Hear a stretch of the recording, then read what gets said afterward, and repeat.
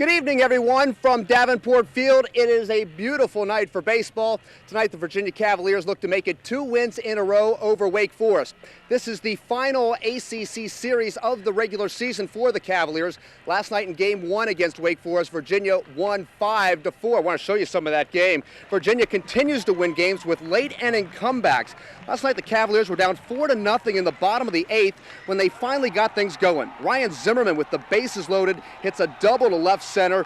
The ball goes all the way to the wall. All 3 runners would score, and the Wahoos are back in the game, down only 4-3. Later in the inning, we have drama. Matt Dunn with the fly ball to left. Zimmerman's going to tag up. Now, he's the tying run. There's going to be a play at the plate, and Zimmerman is called out. Had Virginia lost the game, that play would have been huge. But in the bottom of the 9th, Virginia still down 4-3. Number 9 hitter Tim Henry comes through with the clutch hit. It would score pinch runner Mike Mitchell, and we are tied at 4. Virginia would win the game in the bottom of the 10th when Scott Head hits a 1-out single with the bases loaded. This was the 15th time this season that Virginia has won a game in the final innings. And joining me right now is Virginia head coach Brian O'Connor. Coach, have you ever been around a team that was so resilient? I'll tell you, Marty, these kids have a tremendous amount of confidence and poise. And when you have that and you have great leadership, you're going to have a lot of ball games like we've had last night. And we've had 15 of those this year, and all of them are equally as important, and it really is what has made this team special. I think you're now 11-2 in one-run games. How are you getting it done? What's the difference? I'll tell you, since this coaching staff has arrived at Charlottesville, we've stressed to the kids about winning the one-run games and how they can make a difference in college baseball. But we've done it by executing the fundamentals, and our bunting game, hit and run, moving runners over, and they've done a great job with it, and we've pitched well and played great defense. They call it small ball. Tell me about it. Is that what you're playing? Well, it's a little bit of small ball with some players. A guy like Joe Kashansky, who has 13 home runs, you're going to let him stand up there and wail away at it. But certain players we do play small ball with. We bunt a lot and move runners and get them into scoring position, and we're fortunate to be able to do that because we've got great pitching. There weren't much expectations coming into this season. Did you ever imagine you'd be in this position? Well, I tell you what, like I said before, we got kids with a lot of heart, we got great leadership, and we've got a very talented ball club that they really believe in one another and believe in the plan that we put together for them. And you have that, you can have a special season, and that's what's happening here. You've had a lot of late inning drama. Tonight, I would assume you'd want to get off. Forget the drama. Let's get off to a great start. No, I'd like to see that. These late inning rallies are making me sick to my stomach sometimes, but I'd rather win them than lose them. So the kids are doing a great job. Coach, good luck tonight. Thanks for joining me. Thanks, Marty. Great. All right, Virginia and Wake Forest tonight, Game 2 of the series. Should be a fun one out here at the ballpark. It starts at 7 o'clock. Tickets are still available. Now, there is other news today. The UVA tennis team playing in the NCAA tournament. Want to show you a score on that. It was Virginia beating American 4-0. They got a point for winning the doubles match and then 3 more points for winning their singles matches. UVA will play either Wake Forest or Mississippi State at 1 p.m. on Saturday. The UVA softball team lost to Maryland 5-3 in the ACC tournament in Tallahassee. That's a double elimination tournament, so UVA will play either Florida State or Georgia Tech tomorrow. And the UVA women's lacrosse team will take on Northwestern in the second round of the tournament. That game will be on Sunday. It's at 3 p.m. at Klockner Stadium. A win would send UVA to the Final Four. And finally, I got to show you this. Last night in the NBA playoffs, the pivotal Game 5 between the Lakers and Spurs. Final seconds, Spurs down 1. Tim Duncan from the top of the key. He hits the go-ahead bucket. And Tim Duncan, can you believe that? But there was still 0.4 seconds left. Enough time for the Lakers guard Derek Fisher to get off a shot. And he hits the game-winning bucket. Lakers win 74-73. The Lakers now lead the series 3-2, heading back to L.A.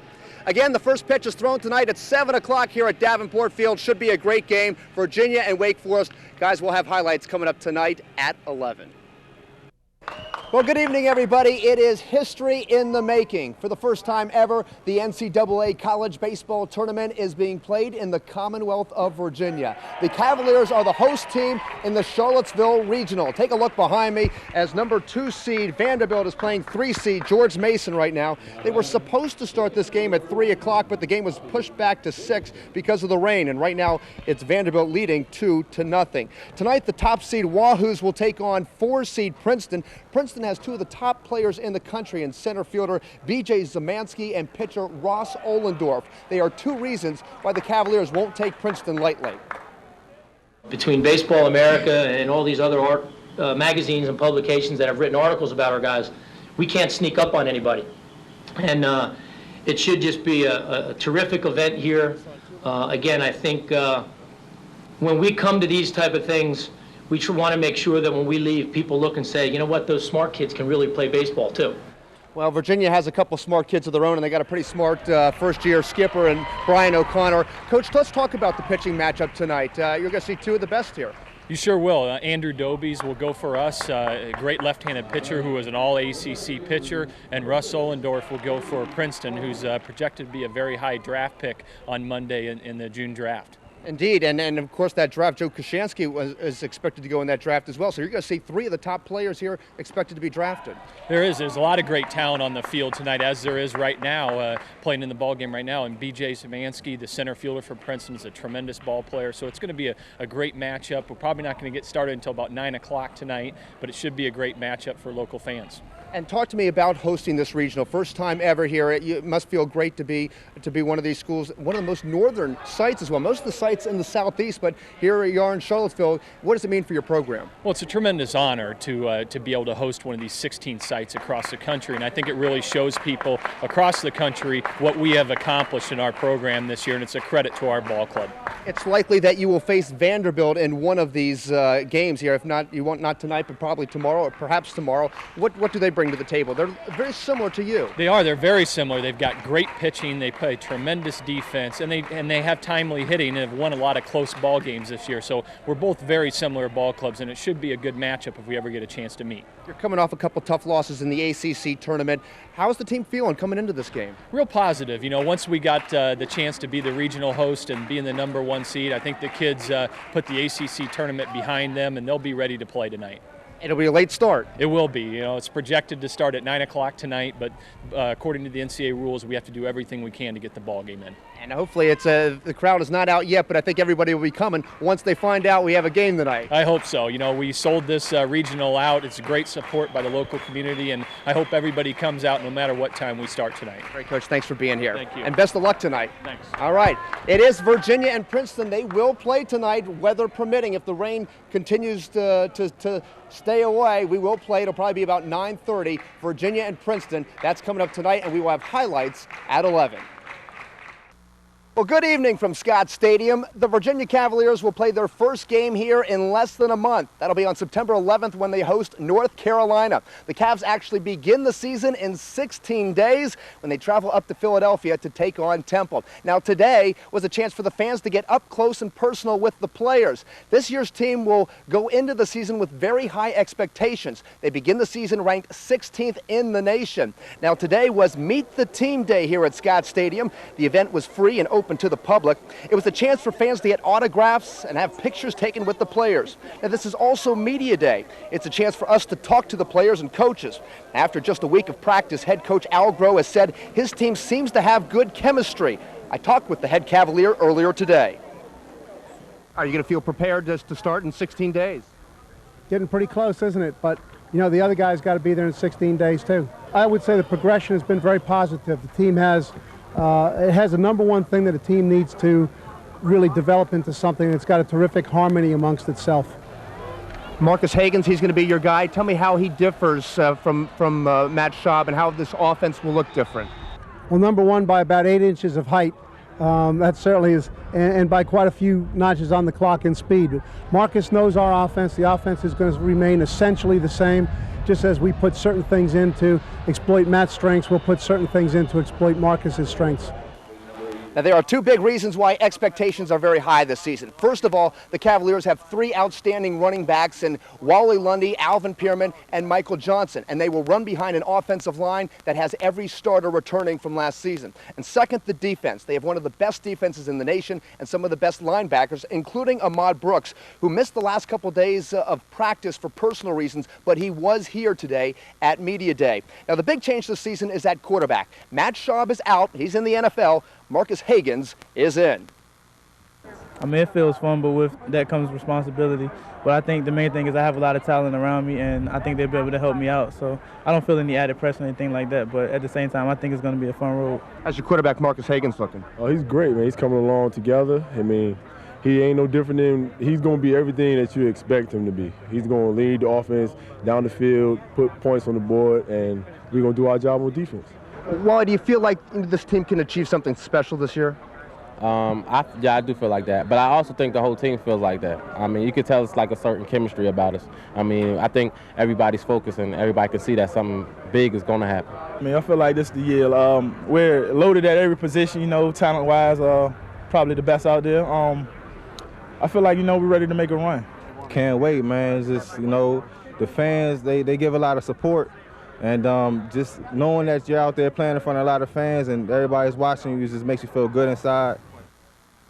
Well, the 2004 season gets underway 2 weeks from Saturday. The Cavs will be up in Philadelphia to take on Temple. The team will spend the next couple weeks getting ready for that game behind closed doors. At Scott Stadium, I'm Marty Hutloff. NBC29 News continues after this. Jason, the story here in Blacksburg for the Virginia Cavaliers, missed opportunities. Both teams played a tough, scoreless first half, but Virginia in that half missed the field goal, had it blocked. They also fumbled inside the Virginia Tech 10-yard line. Then in the fourth quarter, they had it 3rd and goal, couldn't get in, stopped at the 1-yard line, had to settle for a field goal. Afterwards, the players and coach talking about missed opportunities. I guess you don't need a calculator to figure out that we left 14 points out there.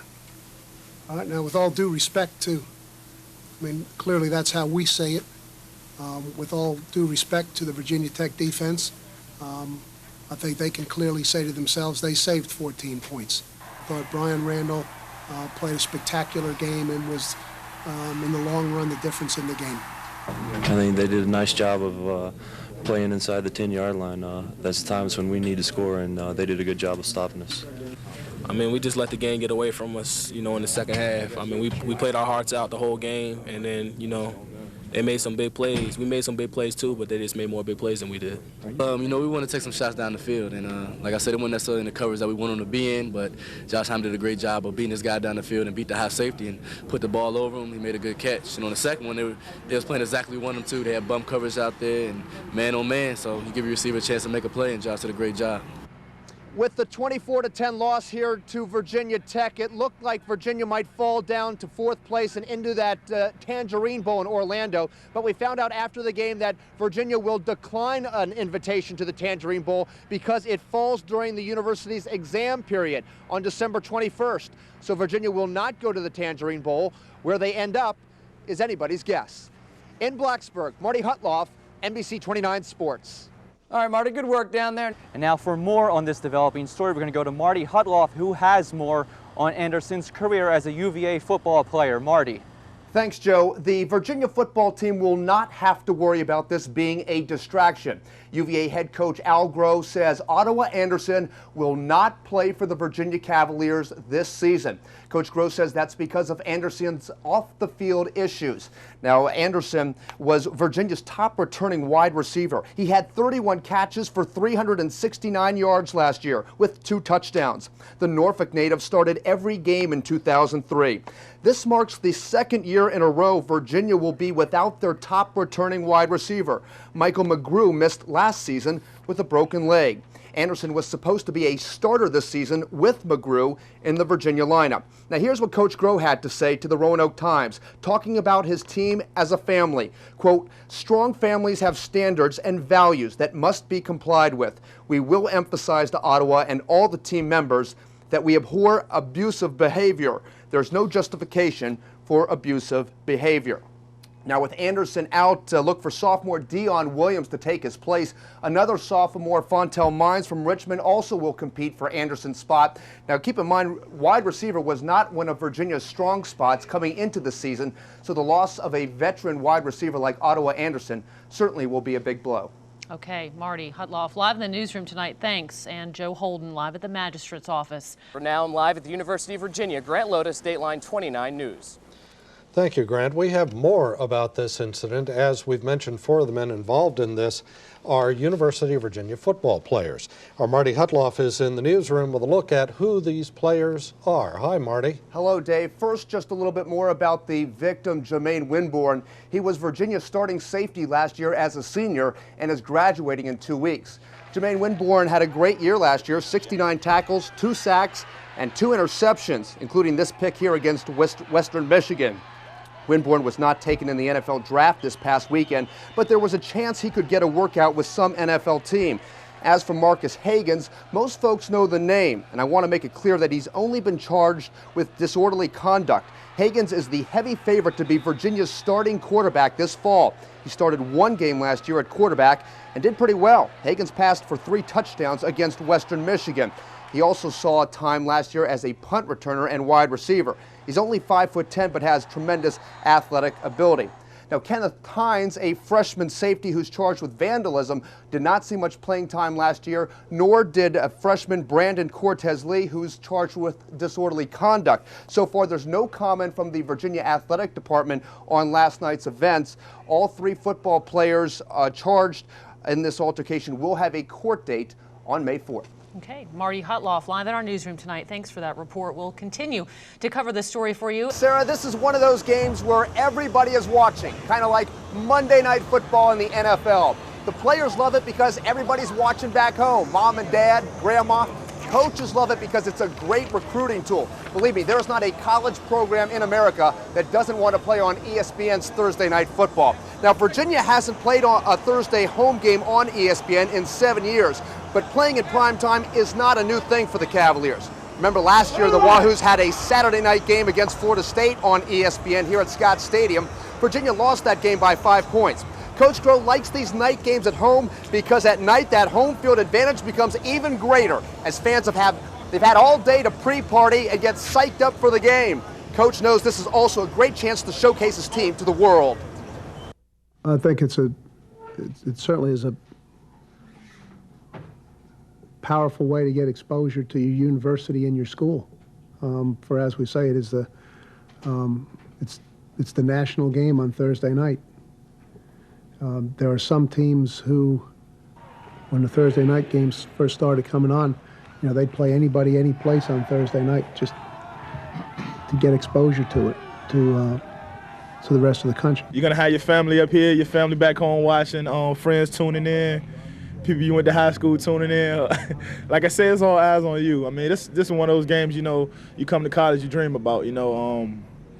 Like I said, guys are just excited to go play on Thursday night, show the world what we're capable of. I mean, I think it's a good opportunity for us to play on national television, but none of the hoopla or all the extra stuff going into the game is going to help us win. Once we step between the white lines, it's still going to be a football game for 60 minutes. So, I mean, that's all that really matters. Marcus Hagans, all business there. Hey, what's it going to take to beat the Clemson Tigers? Coming up at 6 o'clock, we will talk with Coach Groh and hear more from the players as we break down this big Thursday night football game. All right, Marty, thank you. Well, the game everybody is waiting for is just about an hour away. The Virginia Cavaliers will be 16.5-point favorites as they take on the Clemson Tigers. The 10th-ranked Wahoos are undefeated at 4-0. Clemson, on the other hand, their backs are to the wall. They are 1-3. Now, don't be fooled by Clemson's record. This is still a very talented football team. At the start of the season, Clemson was picked to finish 3rd in the ACC, ahead of Virginia. Coach Groh says Clemson will be the fastest team they faced so far this season. They've got 2 outstanding players on defense in safety Travis Pudge and linebacker Leroy Hill. But their biggest weapon may be at quarterback. Senior Charlie Whitehurst is one of the best in the nation. He's struggled a bit so far this season because defenses have put a lot of pressure on him. That's something the Cavaliers will have to do tonight. But Whitehurst is the type of guy that can change the game. You can take a sack and turn it into a completed pass, and lots of games that teams win when they have these kind of players. Say if the player had to make a play, that's why we're always talking about playmakers. You got to have playmakers. All right, another thing to watch out for tonight, Clemson's Justin Miller. He leads the ACC with 3 kick returns for touchdowns. Miller leads Clemson in scoring and leads the conference in all-purpose yardage. That's unbelievable considering the junior defensive back hasn't even played 1 snap on offense. So the UVA special teams better be on the lookout for him. Now, as for the Virginia Cavaliers, they have the nation's top-ranked passer in Marcus Hagans. He has been outstanding this season. He leads the nation in completion percentage at 76%. Hagans loves to get outside the pocket. his favorite play is the bootleg. Now, the bootleg has been one of Virginia's most effective plays. It lets Hagans use his athleticism. When he gets out of the pocket, he can either take it himself, as he did here against Temple, or he can throw it on the run like he did against Syracuse, hitting Heath Miller for a big play. Hagans says he wants the Cavaliers to be the best bootleg team in America. Hagans, speaking for his coach, says Groh wants the same thing. I think he's sending me a message. I don't recall saying that, but maybe if I say it, the coach will do it. I love running the bootleg, so it's one of the patent things in the offense. We want to be one of the best bootleg teams in the nation, so it's fun to get out on the edge and try to make something happen. Well, tonight's game here at Scott Stadium is sold out. We told you last half an hour how the players love to play on Thursday night. Here's what the players think about what the atmosphere will be like inside the stadium. This place is gonna be rocking come Thursday night. You know, something different for the campus. You know, a Thursday night game. So I expect the fans to be, you know, have that place rocking on Thursday. Always a dogfight with these two teams. Hey, lots going on this weekend here on the grounds. Take a look here in the Cavalier Weekend Preview. Cavalier Weekend Preview is brought to you by Union Bank and Trust. The Virginia women's soccer team will look to return to its winning ways in the first game of a soccer doubleheader Saturday at Klockner Stadium. Steve Swanson's club took 28 shots against Maryland Tuesday, but failed to find the net in a scoreless tie. I think the most important thing for us is that we're playing well and we're doing the little things that have got us to where we are right now.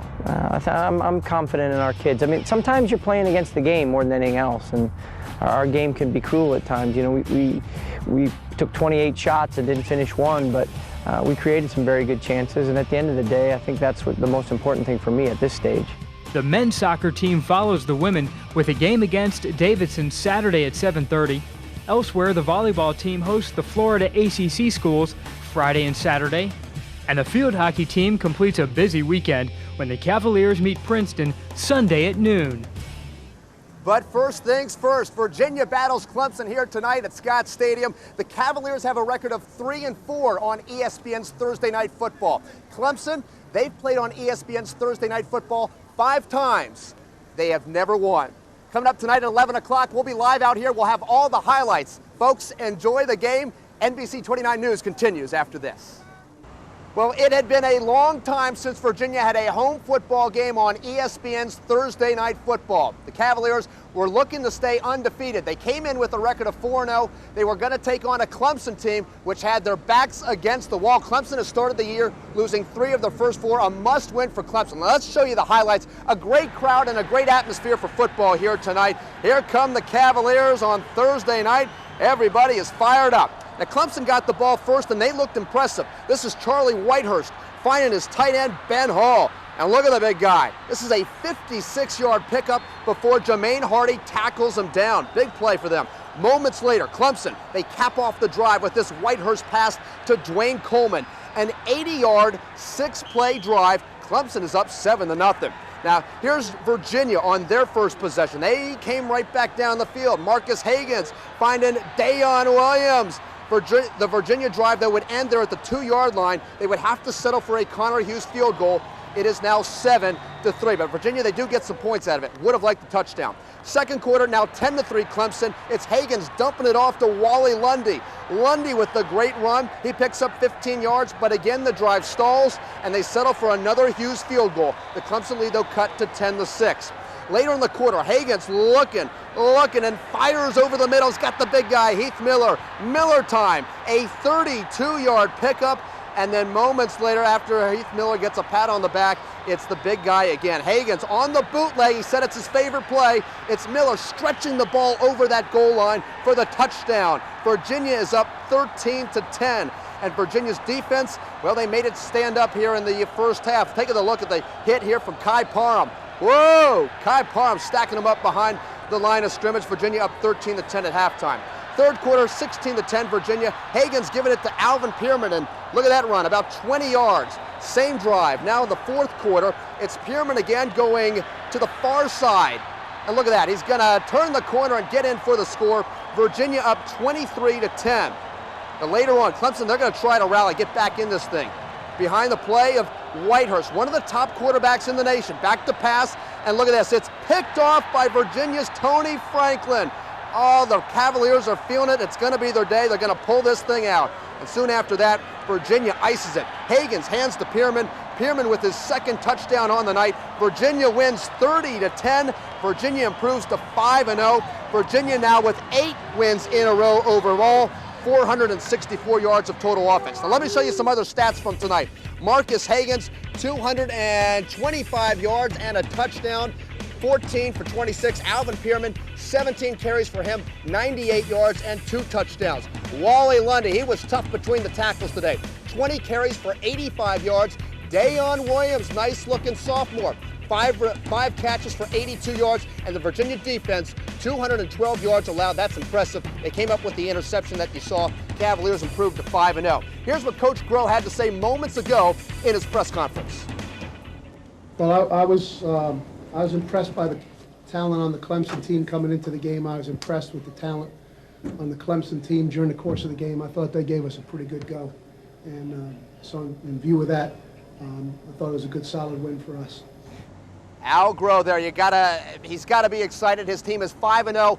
Boy, do they play a huge game next week. Virginia will play down in Tallahassee. The Seminoles have lost 1 game. Virginia is undefeated. That is another nationally televised game on ESPN, by the way. A huge game for Virginia. That's a Saturday night game again in prime time, so we're looking forward to that. Now, we're going to talk more about the game here in just a moment, but first, I want to show you what's going on, other sporting events on the ground this weekend. Here's the Cavalier Weekend Preview. Cavalier Weekend Preview. Sunday at noon.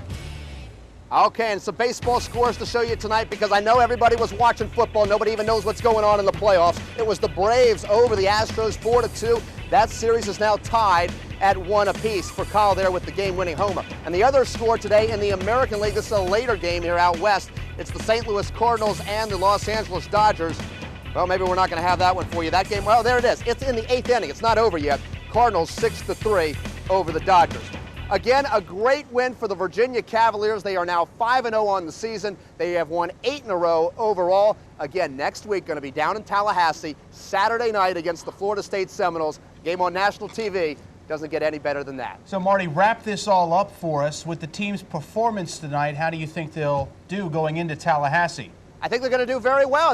You're going to see 2 very good teams, Adam. Virginia played really well tonight. They got off to that slow start. Maybe that's kind of the kick that they needed. But Clemson went down the field and scored on them. But Virginia showed that Virginia won this game by 20 points. Yeah. That's a very good Clemson football team. Virginia wins by 20. I think it's going to be a great game at Florida State next week. All right, Marty, thank you. Stay with us. We'll be back.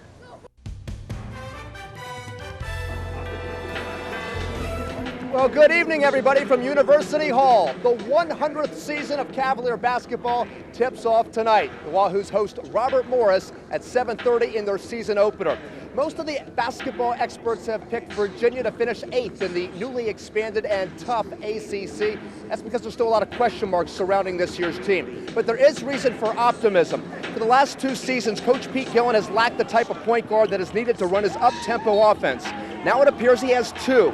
You're looking at video from a couple exhibition games this season. Take a look at number 44, Sean Singletary. He's a highly touted freshman out of Philadelphia. He can really push the ball up the court and defend. You'll hear more about him in a minute. The other point guard is up-and-comer sophomore TJ Bannister. Bannister was a big reason why Virginia went on that great run at the end of last season as UVA knocked off Wake Forest in North Carolina. The leaders of the team are all in the front court. Senior co-captains Devin Smith, Jason Clark, and Elton Brown. They've never experienced a trip to the NCAA tournament, and they know it's now or never. This is it right here. I don't have it next year. As far as trying to get goals, personal goals, and things like that, I have no choice but to go to the NCAA tournament. A lot of people want to see me take my team to the NCAA tournament, and I feel that it's going to take a lot. And this team got the talent. I mean, we can play with anybody in the country, like Coach said, and we showed it last year. So now I think we realize what we have to do to compete in the league. And for the seniors, we just coming out every day trying to show the young guys the ropes and just let them know what this team is all about and what we're trying to accomplish. We want to hopefully not be a question in the last week of the season, the last game or 2. But, you know, it's, again, we're playing great teams, great competition. But I think our guys are good enough to respond to that. I think we have experience, we have confidence, and I think we have good players. Now, I mentioned at the top there are still some question marks surrounding this year's team. We are lucky to have Pekulon's top assistant, Walt Fuller, join us here live. Coaches in charge of the big guys. Let's talk about those big guys. Elton Brown, Jason Clark, what do they have to do better this year to get this team to the NCAA tournament? Well, we have to work more collectively as a unit inside. We got to rebound the ball better in numbers, and I think the guys have done a good job, and we're concentrating on that area, and we'll convey it today in tonight's game. Coach says that Elton Brown and Jason Clark are happy-go-lucky guys. They're fun guys. Do they have the physical and mental toughness it takes to get this team to the next level? I think so. I mean, they work very hard on their bodies and the mental aspect of the game. So I'm looking forward to the seniors really stepping up this year. A lot of anticipation surrounding Sean Singletary. Big guys like a point guard that can get them the ball. Right. A lot of folks will see him for the first time tonight. What does he bring to the table? Well, first I'd like to say he and TJ doing a great job, but Sean brings quickness, toughness, and leadership, and a lot of athleticism, and he's got a lot of enthusiasm for the game, so we're looking forward to having him. How much better does he make this team this year? I just think in terms of quickness, he adds another dimension at both sides of the floor that we haven't maybe not had in the past, so we're looking forward to stepping up for us. Coaches don't like to look ahead, but Arizona is here on Sunday. You will get take care tonight. That's true, but we will get a pretty good early test of how good this team is on Sunday, huh? Well, I think, obviously they give a great program, great tradition, but as I said, we're going one day at a time. We want to take care of tonight, and then we'll worry about that later. Coach Fuller, thank you very much. Thanks for having me, Marty. I'd like to say a quick hello to my wife and my new son. Cameron was just born on Sunday. Congratulations to you. A dad for the second time, right? That's right. Great. Both born on the same day, believe that or not. Great. Coach Fuller, thank you very much. Great. Coming up tonight at 11 o'clock, we'll have highlights and post-game reaction of the big Virginia game. Plus, we'll hear from Coach Groh on the football game tomorrow, Virginia at Georgia Tech. I will see you then. NBC29 News continues after this. Redskins training camp is underway here in Ashburn, Virginia, and just like in years past, there is a sense of optimism. But this year, there is a new feel, a new attitude, a new belief that the work put in during training camp will translate into wins during the regular season. It's all because of one man. Head coach Joe Gibbs is back in town. At 63 years old, Joe Gibbs looks as energized as ever during this third day of training camp. After 12 years away from football, Gibbs comes back to the team he led to 3 Super Bowl championships. He has the respect of the players. His style and the way he goes about business and practice is much different than former head coach Steve Spurrier. A lot more intense. I mean, you can tell that, Coach ain't sparing no expense on nobody. He wants 110% from the time you step on the field to the time you leave. And I think everybody's got to understand it, and he's let us know that whether you're making the most money or making the least money, he's going to play the guy that's performing best and doing exactly what he's asking him to do. Just the demeanor, just the people out here, just the coaching staff, the players, and I can look in their eyes and tell they want it. I can look in there, ain't nobody nagging nobody out here. We getting work to death, they not nagging nobody, we like it. We know if we want to win, we're going to have to put the work in now. You win here. Very intense. We're always working. We're never taking breaks out there. They demand a lot out of us, and we're giving it to them. I think the biggest thing for me is the crowd, the fans, and to see their support. And I said the first day we came for practice, it was 8 o'clock in the morning. They were already lined up on the road. I feel bad for them because you can't get many autographs because we're on the rush and going as fast as we are. But I really appreciate our fans. The Redskins had 2 productive practices on this day, the second coming in the afternoon after a huge rainstorm. The highlight of the day, speedster Lavernius Coles making a splashing impression upon the coaches, going all out for a pass and ending up wet. I gave myself a scare for a minute when I was running. I looked up and I seen the river, and not being able to see what's at the bottom of it, you don't know whether you're going to be able to turn an ankle or what. So luckily I came out of it okay, and I was just, now I got to deal with the guys in film later on tonight. That's about it. The biggest story here, who will be the Redskins' starting quarterback this season? Will it be incumbent Patrick Ramsey or newcomer Mark Brunell? Head coach Joe Gibbs says he will not name his starter until around the Redskins' 5th and final preseason game. In Ashburn, Marty Hutloff, NBC29 Sports. Hello, everybody, and happy holidays from Boise, Idaho. On Monday afternoon, the 18th-ranked Virginia Cavaliers will try to win their third straight bowl game. The Wahoos will take on Fresno State in the NPC Computers Bowl. Now, a friend of mine told me before I came out to Boise that I'm going to love Boise. It's one of the most beautiful places that I'll ever get to visit. But then he added, "Oh, you're going at the wrong time of the year." The temperature was not too bad today, around 40 degrees here in Idaho's state capital. Boise is the largest city in Idaho with a population about 125,000. It sits in the valley on the edge of the mountains, and you can see it is a beautiful town. Now, the annual bowl game here in Boise is known for two things: cold weather and the blue field. This blue AstroTurf was originally put in 1986. It was dyed blue at a fiber plant in Georgia. And believe it or not, the Smurf turf has become kind of a tourist attraction. This bowl game here on the campus of Boise State University started out being called the Humanitarian Bowl in 1997. Now, in the day of corporate sponsorships, for the first time it is being called the NPC Computers Bowl. The Virginia Cavaliers did not practice here today. The guys did work out on the blue turf earlier this week. And yes, that is snow that was coming down on Wednesday during practice. Look at that. The guys have had a chance to have some fun out here too. They went snowmobiling and they also took part in a bowling tournament. You see Marcus Weeks there. The tournament helped a local charity. This is not the bowl game that Virginia wanted to be in, but now that they're here, they're focused on having a 9-win season. Earlier today, both teams had their pre-bowl press conference. They're a very strong running team. It's a non-finesse running game. You know, it's like a boxer who just comes out and goes to the body. There's no bob and weave with these guys. Okay, they're going to come out and go to the body right away. And you know, we kind of play a no-nonsense defense ourselves. It's going to be a physical game. This is going to be a downhill, no fair dodging type of game. Both teams play that style, and it's going to be a game that's going to be settled like most games by field position, ball security, those type of things. And there's going to be some tough sledding out there, and people are going to have to make big plays to win this football game. Get to play on the blue turf, you know, something you watch on TV all the time. So, I mean, it should be fun, you know. It's been fun. The city has embraced us very well, so we really appreciate the opportunity to be out here. I don't think they have any respect for us, but it doesn't really bother me too much. Yeah, I don't feel like they have respect for us either, but come tomorrow afternoon, they will. They're a good team. They win, show that, and we have the utmost respect for them, and you know, we're just gonna go out here and try to play a hard football game. Both UVA and Fresno State come in with records of 8-3. The Virginia Cavaliers are the highest-ranked team to ever play here in the Boise Bowl.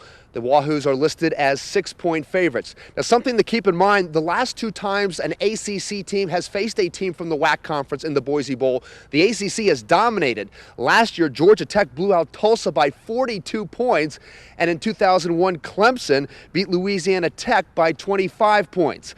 The Cavaliers will look to continue the trend on Monday afternoon. In Boise, Marty Hutloff, NBC29 Sports. Coming into the NPC Computers Bowl, the Virginia Cavaliers had never won a game in overtime. 0-3 lifetime. They still have never won a game in overtime, falling to the Fresno State Bulldogs 37-34. The Virginia offense gets it done, 34 points. Coach Groh was pleased with that, but it was the defense which ultimately let them down. We had a chance to make a play on the ball in the end zone at the end, and their kid made a great throw, put the ball up there where only one guy could catch it, and their guy did an excellent job, almost like that Dwight Clark catch many years ago that's so well remembered. Okay, that's what I thought of when I saw it. He threw the ball up in the same spot, and the guy went up in the same place and got it.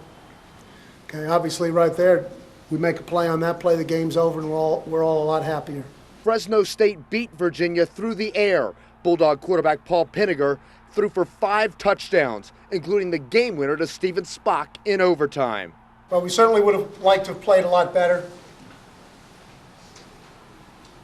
We congratulate Fresno State. They did a lot of things necessary to win the game. And we're certainly very disappointed in the result. We disappointed ourselves, and we disappointed a lot of people.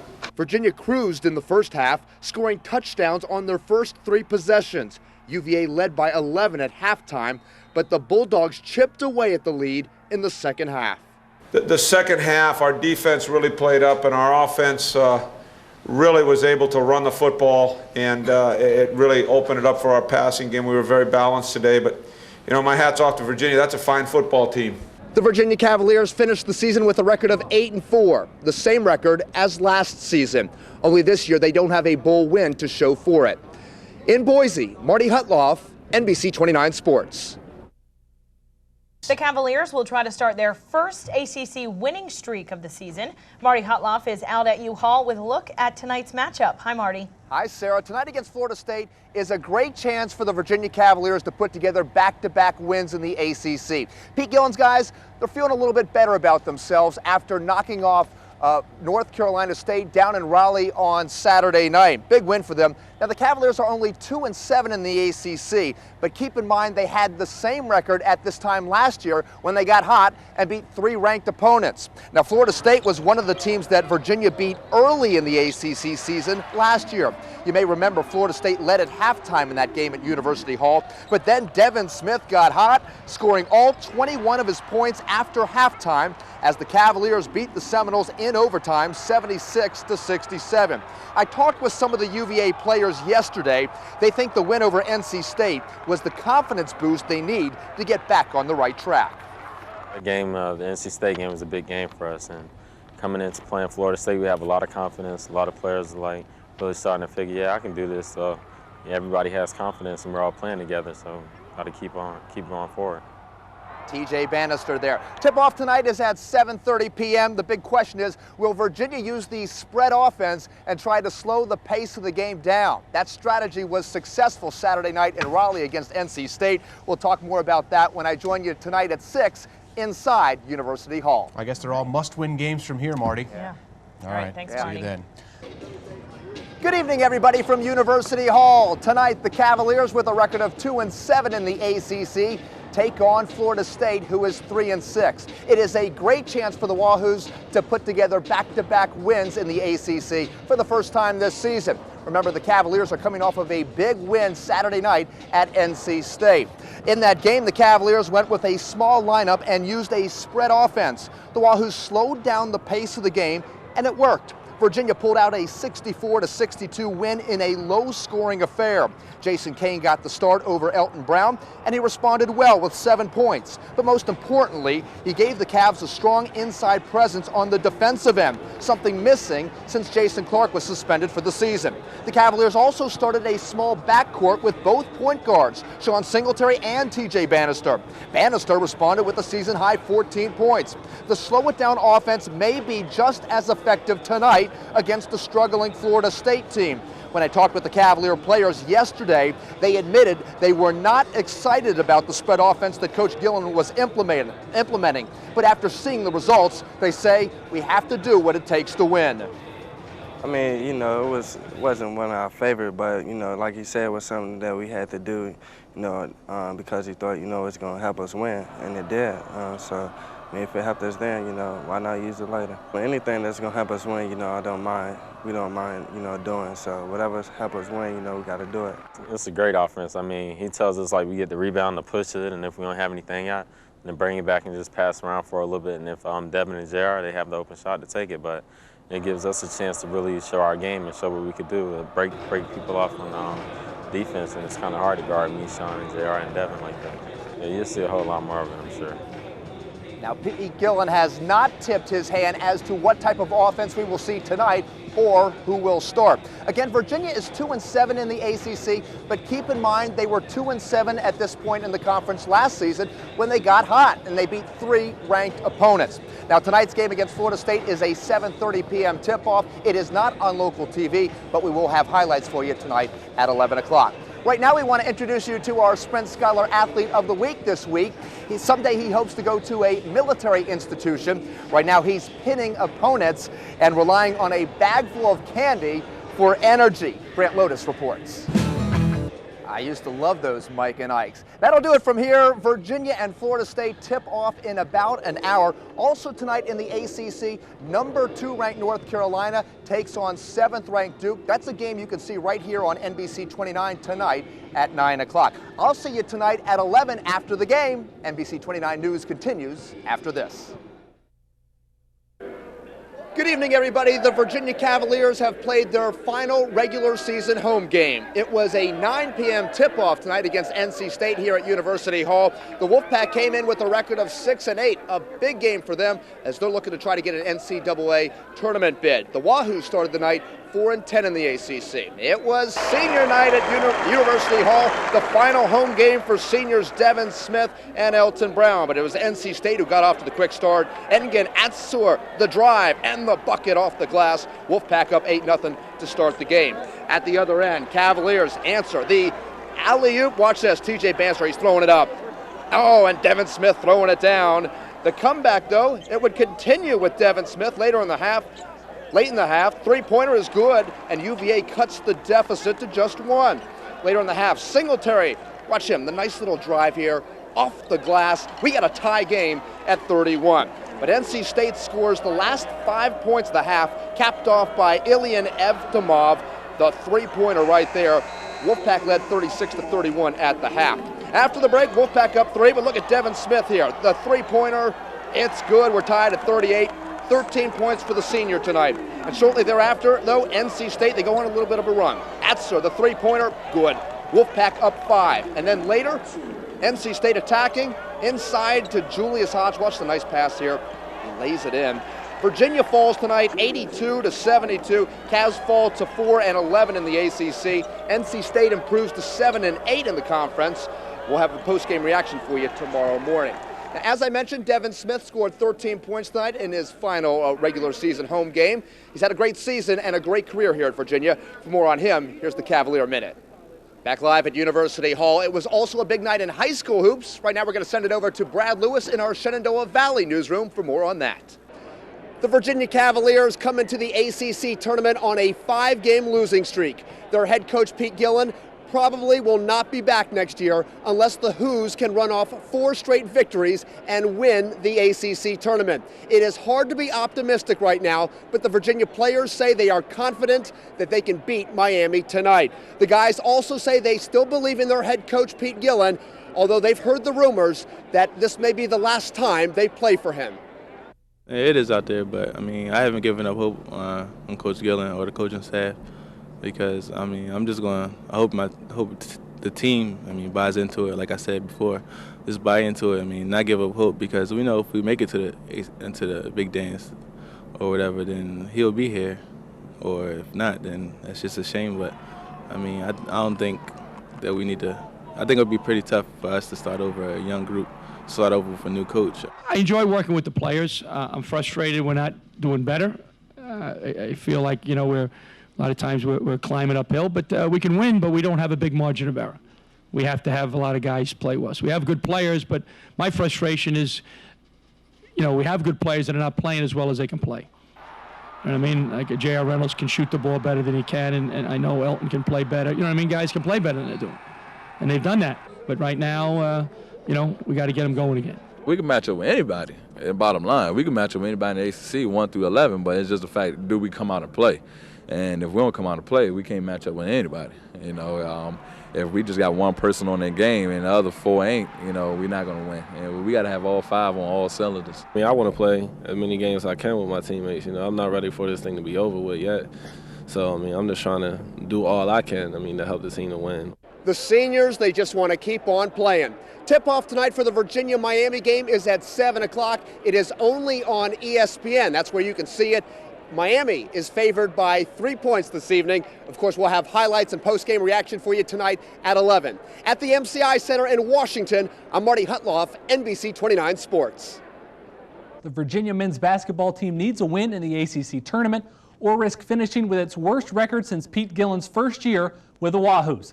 Our Marty Hutloff is in the nation's capital tonight with all your need-to-know info on the Cavaliers. Well, Brad, you see the nation's capital here over my shoulder. About 8 blocks from there is the MCI Center. It is the site of the 2005 ACC men's basketball tournament. The Virginia Cavaliers, they know what they have to do in that building. They have to win at least 2 games to qualify for the NIT. They have to win 4 games to win the ACC tournament and qualify for the and get the automatic bid to the NCAA tournament. Pete Gillen's Cavaliers are the 11th seed in the tournament, taking on 6th seed Miami. Who's got off to a great start. Big Elton Brown, the nice post-up bucket, 2 of his 9 points. Virginia led by as many as 7, but Miami responds with a 7-0 one of their own. This one ties the game up. Guillermo Diaz with the bucket. But the story of the first half was J.R. Reynolds. He's been in a shooting slump for weeks, but here he hits the three-pointer, and then another Reynolds three-pointer. He had 16 points at halftime, but the Cavaliers still trailed by 4 at the break. In the second half, Virginia turns it over. Diaz picks it up, and he goes the other way for the Hurricanes. The slam, and Miami is up by 9. But Virginia fought back. Sean Singletary right here, the nice move, and then the bucket cuts the deficit to 5. With about 5 minutes to go, it's J.R. Reynolds again. Was he hot or what? Right there, driving to the bucket. 2 of his team-high 32 points. That makes it a 2-point game. About 2 minutes to go now. Virginia still down by 2. Devin Smith for 3. Got it. Virginia with their first lead of the second half. And then in the final furious seconds, Miami would have a chance to tie or take the lead. First shot won't go. Second shot won't go. No good. Virginia holds on for a 66-65 win. J.R. Reynolds is the only Cavalier in double figures. And look at Pete Gillen. He is relieved as the Cavaliers survive to play another day. Brought my heart tonight. You know, J.R. put us on his back, and Jay Kane, Tunji came off the bench, and they helped rebound well for us. Devin hit a big shot. I mean, everybody stepped up somehow. You know, whether it was a rebound, a deflection, scoring, or anything. So I mean, tonight was just a team effort win. I just let the game come to me tonight. Early on, you know, I just wanted to be very aggressive. You know, once the first couple shots started going down, you know, I know I had my rhythm. I got a little rhythm. My teammates did a great job giving me the ball. I thought we played good D. Our guys dug down, you know, and we made some big shots. You know, Devin Smith made a big shot. J.R., Sean, I thought, stepped up. Our guys stepped up in the last, 8-10 minutes. We were fortunate to win. The Cavaliers now advance to the tournament quarterfinals, which will be played tomorrow night. Virginia will face the Duke Blue Devils at 9 p.m. tomorrow night. Virginia lost to Duke by about 25 points earlier this season down in Durham. You'll be able to see the Virginia-Duke game at 9 o'clock tomorrow night right here on NBC29. Well, the Virginia Cavaliers hope they'll be alive next week. All they need is one more win to qualify for the NIT. But a formidable force lies ahead. The 5th-ranked team in the nation. Talking about the Duke Blue Devils. Sports Director Marty Hutloff continues our coverage of the ACC tournament. He's live from Capitol Hill in Washington with more. Hi, Marty. Hello, Adam. It is Friday afternoon, and the Virginia Cavaliers are still alive in the ACC men's basketball tournament here in Washington. A lot of folks thought the Hoos would be one and done, but they came up with a very impressive 66-65 win over Miami last night. Let me take you back to last night at MCI Center. The Cavaliers would be led by J.R. Reynolds. He had a career-high 32 points. He kept Virginia in the game. Virginia trailed by 4 at halftime. The Hoos trailed by as many as 9 in the second half. But Virginia fought back. They rallied behind the play of Reynolds, and Sean Singletary and Devin Smith both hit some big shots down the stretch. Virginia escapes with a 1-point win. They live to play another day. Because we won because we still had that confidence. I mean, we'd had that confidence since the beginning of the year. And we believed in ourselves. We believed that we were going to win, even though when we made mistakes. But, yeah, TJ did a hell of a job on Diaz, like I said, down the stretch, and he wasn't able to get clean shots, and that's why we won. We just believe in ourselves. You know, we believe we can win. You know, we play together as a team. We knew we never was out of the game. So, you know, we did a great job, kept our poise, played with confidence. 11th seed Virginia will play 3-seed Duke tonight in the ACC tournament quarterfinals. You'll be able to see that game right here on NBC29. Coming up tonight at 6 o'clock, we'll have more on last night's big star, J.R. Reynolds, plus a look ahead to tonight's game against Duke. Now, Marty, the biggest headline throughout this season has to be whether or not Coach Gillen is going to be able to stay in Charlottesville, keep his job. Are a lot of people up there talking about that? That's still the big conversation piece. Every game has got to be a must-win. Every game is a must-win because it was said at the beginning of the year, kind of known that Pete Gillen had to get his Cavaliers into the NCAA tournament to keep his job. It is the hot story up here. Everybody is talking about it. Everybody says, well, Pete Gillen, he has survived another day. They won last night. Can they do it again tonight? It may take Virginia to win the whole tournament to bring Pete Gillen back for another year. Okay, Marty, we'll see you again at 6. Thank you.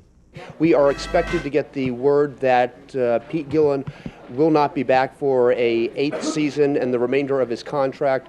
Craig Littlepage expecting to make that announcement here momentarily. The Cavaliers finished the season 14-15. They missed the postseason, any postseason, for the first time since Pete Gillen's first year here at Virginia. A disappointing end.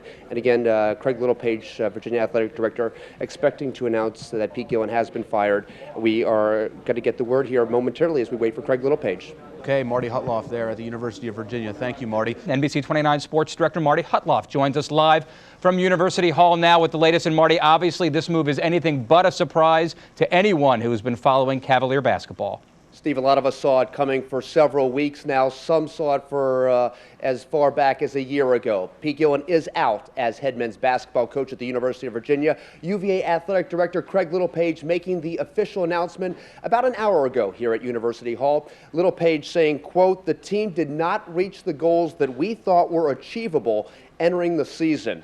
The Cavaliers finished with a record of 14-15. Virginia missed the postseason for the first time since Pete Gillen's first season here.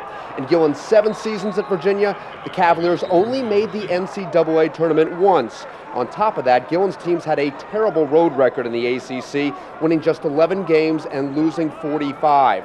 Craig Littlepage's press conference to announce Gillen would not be back lasted less than 4 minutes. Here's some of what he had to say.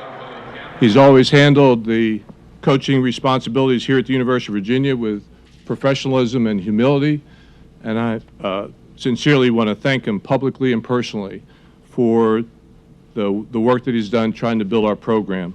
NBC29's Marty Hutloff has been on grounds all day following this story. He now joins us live at UVA with more. Marty.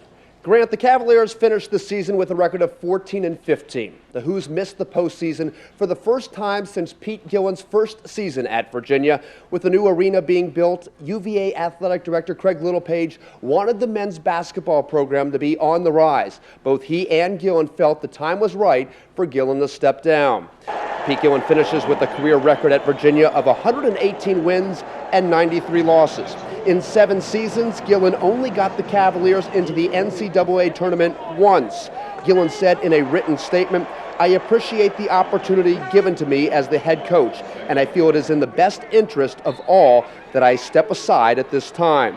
The university has always been a first-class operation, and I wish them all the best." Here's what UVA Athletic Director Craig Littlepage had to say at his press conference about an hour and a half ago.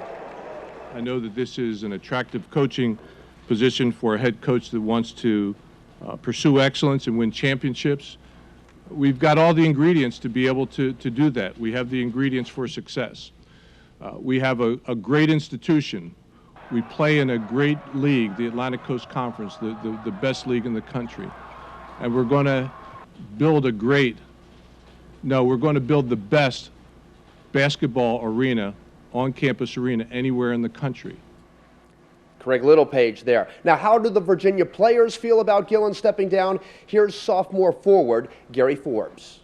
Obviously, I guess he won't be coaching here next year, and Well, Virginia's football team got a bit of a break today. No practice for the guys. Today was Meet the Team Day at Scott Stadium. And that's where Sports Director Marty Hutloff is this evening. Marty, so who enjoyed this more, you think, the players or the kids that were out there? Well, probably the kids, but I think the players had a good time signing autographs. Great afternoon here at Scott Stadium. It wasn't so brutally hot like in years past. It's hard to believe the college football season starts 2 weeks from Saturday. That's when the Cavaliers will host Western Michigan here at Scott Stadium. Now, today was Media Day. It was a chance for us to talk with the players and coaches. It was also what they call Meet the Team Day. It's a chance for the Cavalier fans to get autographs signed or get pictures taken with the players. Hundreds of people showed up. Fans also got a chance to take a tour of the stadium and go inside the locker rooms. All kinds of fun stuff like that.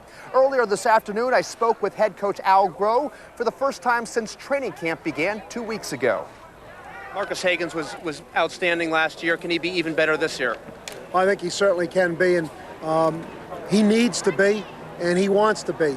And every indication is that that's going to be the case. You got to throw the ball a little bit more? Well, that depends on not just Wally, but Marcus, but the people around him. 2 years ago, we threw the ball more than any team in the conference. That's what we could do very well. Last year, we ran the ball better than anybody in the conference. So it's not the coach who dictates the style of a team, it's the players on the team.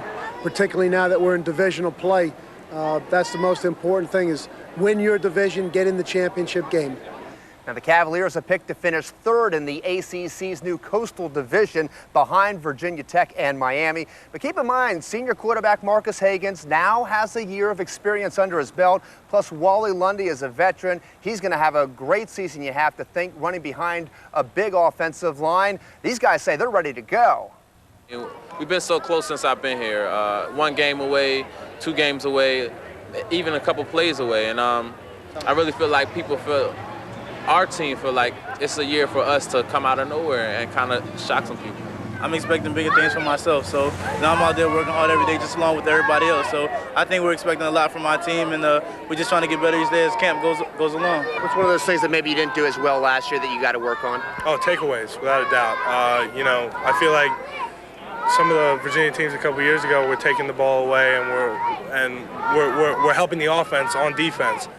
Now, there were 7 guys who were drafted into the NFL last April, so Virginia lost a lot of great players, but the team returns 2 stars in offensive lineman DeBrickashaw Ferguson and linebacker Ahmad Brooks. Both of those guys would have been NFL first-round picks had they decided to leave school early. I just feel that, you know, when I was recruited by Al Groh, the one thing he wanted to do was win a championship, and at this stage we haven't done that. And until we do, I feel that I need to stay and help in that goal. Now, Ahmad Brooks was here today at Media Day, but he did not talk to the folks, to the writers and to the TV folks. Brooks is still recovering from off-season knee surgery. Now, Cavalier defensive coordinator Al Golden has done a great job coaching the linebackers for the last few seasons. He now is going to coach the defensive backs instead. The secondary was one of the weaker points last season for the Cavaliers. You'll hear from Coach Al Golden on our morning show tomorrow morning during the 6 o'clock hour. And that is all from here. The first game against Western Michigan is just over 2 weeks away. Hey, Mr. Opportunity. Hear from Coach Frank Beamer, Marcus Vick, and all the Hokies. As for Virginia, they've got a month of hard work ahead of them before the season opener, which is Saturday, September 3rd against Western Michigan. Marty, got any eligibility left? You want me to play? Come on, these guys are ready to go. What position would you be? You Left got the out? height. I'm a wide receiver, but these guys, they don't need me. The big key this year, can they beat the big boys in the ACC? We're talking Miami, Florida State, Virginia Tech. Big year for Virginia. Can they get over the hump and beat those elite teams in the conference? All right. Thanks so much, Marty. All right, we'll be right back. Well, Virginia's football team got a bit of a break today. No practice for the guys. Today was Meet the Team Day at Scott Stadium. And that's where sports director Marty Hutloff is this evening. Marty, so who enjoyed this more, you think, the players or the kids that were out there? Well, probably the kids, but I think the players had a good time signing autographs. Great afternoon here at Scott Stadium. It wasn't so brutally hot like in years past. It's hard to believe the college football season starts 2 weeks from Saturday. That's when the Cavaliers will host Western Michigan here at Scott Stadium. Now, today was Media Day. It was a chance for us to talk with the players and coaches. It was also what they call Meet the Team Day. It's a chance for the Cavalier fans to get autographs signed or get pictures taken with the players. Hundreds of people showed up. Fans also got a chance to take a tour of the stadium and go inside the locker rooms. All kinds of fun stuff like that. Earlier this afternoon, I spoke with head coach Al Groh for the first time since training camp began 2 weeks ago. Marcus Hagans was outstanding last year. Can he be even better this year? I think he certainly can be, and he needs to be, and he wants to be. And every indication is that that's going to be the case. You got to throw the ball a little bit more?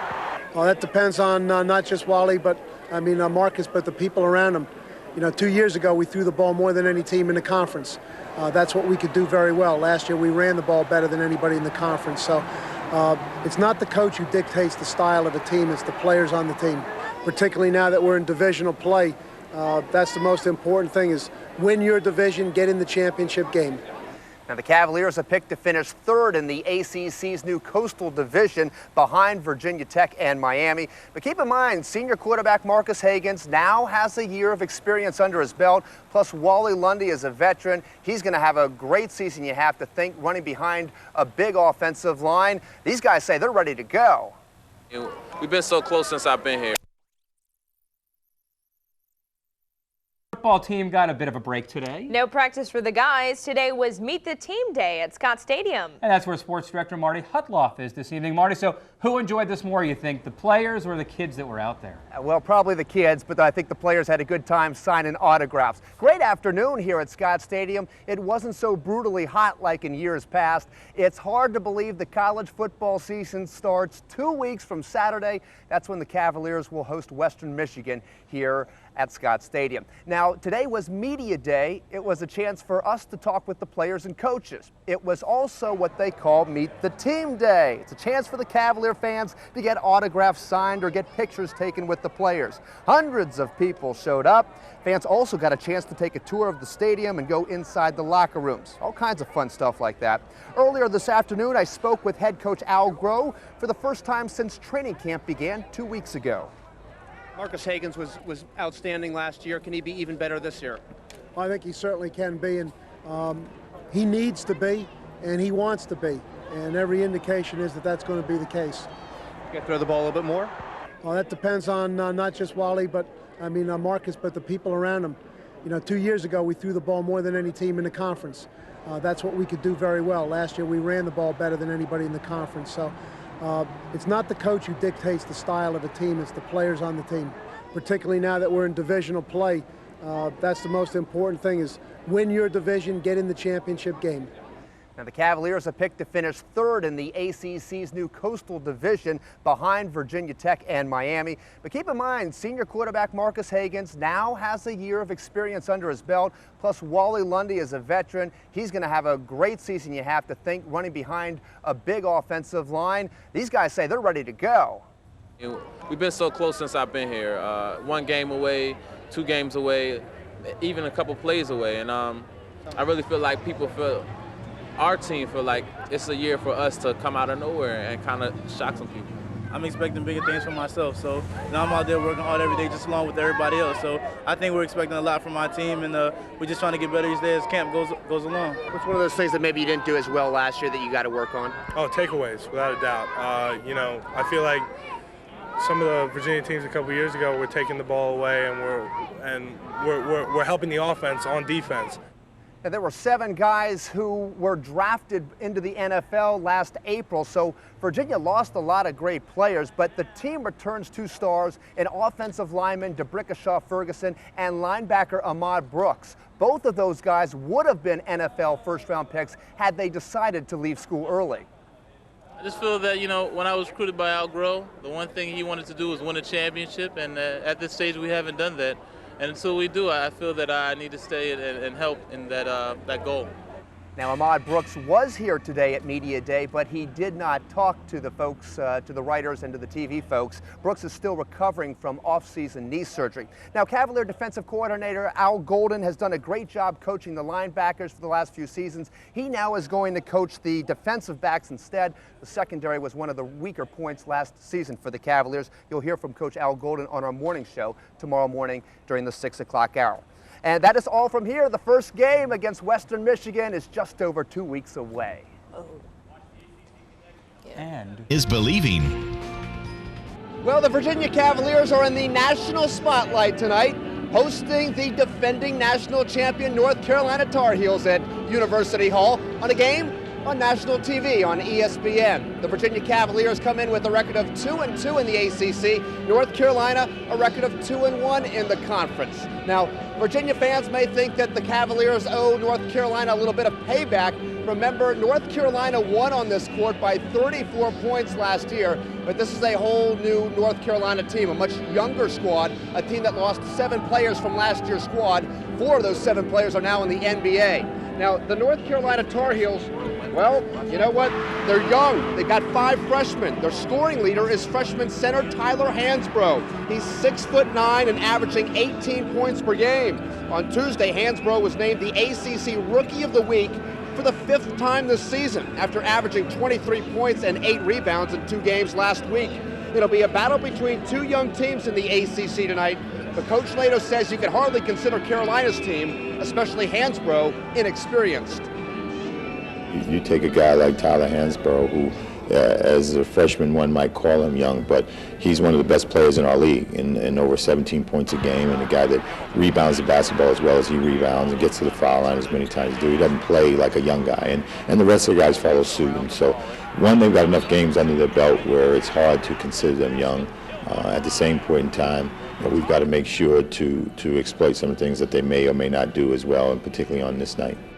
Well, now for more on tonight's game, we bring in NBC29's Mac McDonald, also the voice of the Cavaliers. Let's first talk about Virginia. They are 2-2. They are not very deep on the bench, but they're playing with a lot of passion right now. A great victory over Virginia Tech, especially Sean Singletary playing wonderful. Yeah, it was, Marty. It was it was kind of a gut check because they scored the final 10. Sean Singletary had the stretch with 13 in a row, but more than anything, they showed themselves that down the stretch they can play defense and win a basketball game in a very, very tough environment. You play Carolina here, there, it doesn't make any difference. You've got a very, very good basketball team tonight, and a team that they're going to have to play defense to win. And they're going to have to stay out of foul trouble because that's been a problem in the last 2 ACC games. Yeah, down the stretch, I don't see Adrian Joseph trying to guard Hansborough. You're exactly right. Somehow, late in the game, Mikalauskas, Tunji, they've got to be in there late, and I hope it's, Hansborough's good.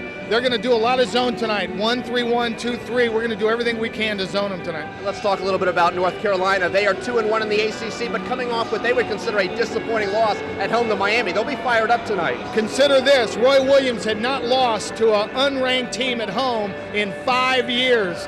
Last time he did it, he was at Kansas. He lost to Nebraska.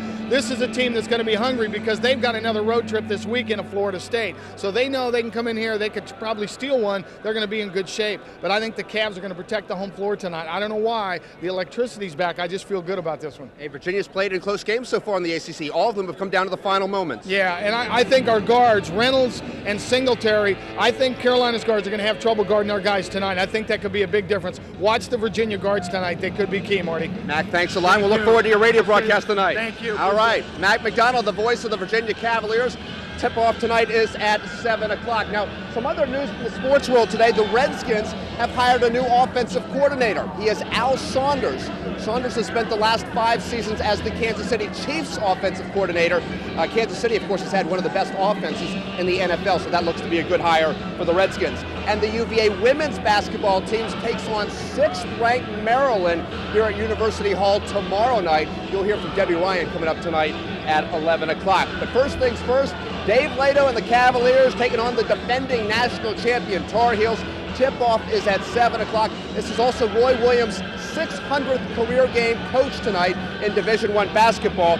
And of course, we'll have highlights of post-game reaction tonight at 11. NBC29 News at 6 continues after this.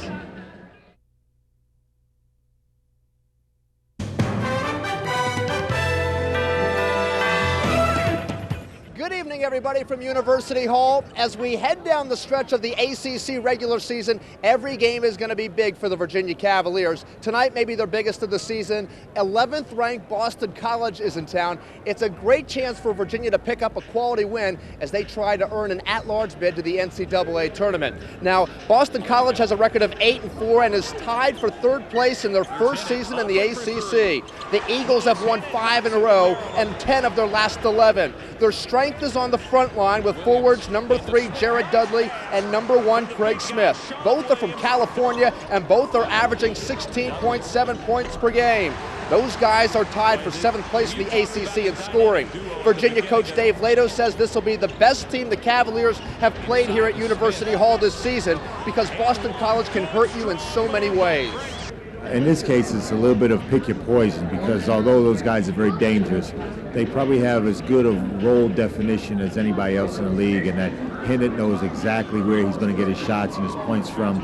You look at Sean Marshall, who is streaky but can make a ton of shots when left open, and as well as the other guys, Rice included. And so if you spend too much time worrying or preparing yourself for a guy like Smith, then other guys on the team can really hurt you, and that's what makes him so good. It's going to be tough to guard him, but we just got to come together as a team and give our big men help and pinch down and try to strip the ball away from him. Well, the Cavaliers have a record of 6-6 in the ACC, tied for 5th place. They play very well here at home. We're going to be joined here by Mac McDonald, the voice of the Cavaliers. I know one of the big stories here tonight, Loris Mikalauskis. He's a little banged up. He is a little banged up. It was a slight broken nose down at Florida State, Marty, and a mild concussion. The doctors have worked on him for 2 days. He's tried on 2 different masks. He is going to play tonight, which is great news. We don't know how many minutes. He looks like a hockey goalie out there, but he's a tough kid, and they're going to watch it very closely to see, but he's ready to go, and he is going to play. Virginia as a team has played much better at home this season. Yeah, this is, and it's kind of the nature of college basketball. It's a great shooting environment here, and we're going to try to use speed to count. You talked about how good this Boston College front line is. Dudley and Smith are tied for 7th in the ACC in scoring, 16.7 exactly apiece. This is a great front line. We're going to have to run with them again, tonight, try to beat their backcourt, get some easy points, because you don't want to stay in a half-court slugfest tonight with these guys. And about Boston College, are they similar to any other teams Virginia's faced? They faced big guys like Sheldon Williams down at Duke. Yeah, it's a front line a lot like what Virginia Tech can do with Deron Washington and Coleman Collins, except these guys are about this much better. The front line is really good, and they've got the best 6th man in the country in Tyrese Rice, nearby Richmond. The kid has starters minutes. He comes off the bench and just guns it from deep. So Cavaliers got their work cut out for them tonight, Marty. Mac, thanks for being here. We'll look forward to your call tonight. All right, have a great one. Thanks. All right, Mac McDonald, the voice of the Virginia Cavaliers. Now, also today, we got a tour of the brand new John Paul Jones Arena. I want to show you some of the video that we shot from a little bit ago. This is the first time we got a tour of the first time inside the new arena.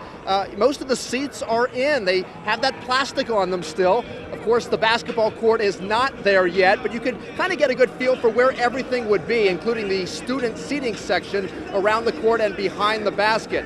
The project is on schedule and on budget.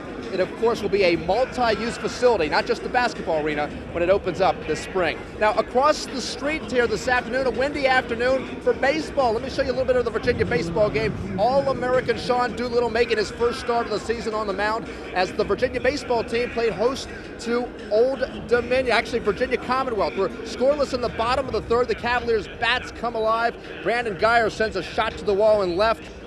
And 2 Virginia runs would score on Geyer's triple. UVA up 2-zip. Next batter is freshman David Adams. Boy, he's going to be a good one here at UVA. Gives it a ride to the warning track and center. Plenty deep for Geyer to tag and score on the sac fly. That makes it 3-zip, and that's enough for Doolittle, who had his good stuff working today, striking out Trey Harris. Doolittle struck out 7 in 5 innings pitched. Virginia beats Virginia Commonwealth 7-1. The Wahoos improved to 6-1 on the season.